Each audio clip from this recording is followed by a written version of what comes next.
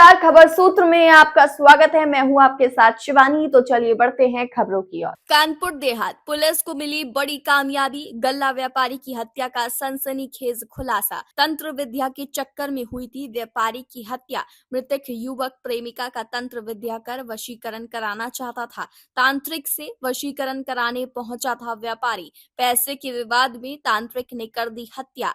आरोपी तांत्रिक को पुलिस ने पकड़कर भेजा जेल। पुलिस अधीक्षक श्रद्धा नरेंद्र पांडे ने प्रेस कॉन्फ्रेंस में खोला पूरा राज। मैम घटना खुलासा किया गया, क्या पूरा मामला है? देखिए, ये राजा बाबू पुत्र संत राम लगभग 26 वर्ष का एक युवक अरसदपुर शिवली का रहने वाला था। इसकी हत्या हो गई थी 24/11 को और बाद पीएम ये बात खुली कि ये इसका कॉज ऑफ डेथ, पहले हम लोग ये सोच रहे थे कि शायद सुसाइड हो, लेकिन बाद पीएम ये बात खुली कि ये मर्डर का केस है, जिसमें कि Neelu son of Vinod Gautam age 25 द्वारा इसकी हत्या की गई। जिस घटना को खोलते हुए हमने आला कत्ल और सारी चीजें और अन्य जो भी चीजें हैं इसकी बरामद की। तो इसमें बात ये निकल के आई है कि राजा बाबू एक लड़की को पसंद करता था, जिसकी अप्रैल महीने में शादी कहीं और हो गई और वो गांव से चली गई।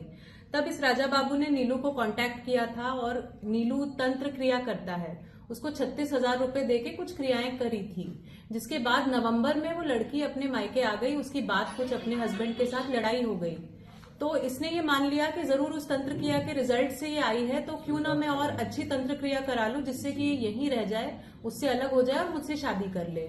तो इसी के क्रम में उसने पुनः नीलू से कांटेक्ट किया, उसको लगभग 1.5 लाख रुपए दिए और तंत्र क्रिया कराने के लिए गए, जिसमें कि कई सारी चीजें जैसे कि मृतका की फोटो शादी के पहले बाद की, मिठाइयां, कलेवा और अन्य जो भी यंत्र तंत्र उसने समझाए होंगे नीलू ने, वो लेकर के पहुंचा।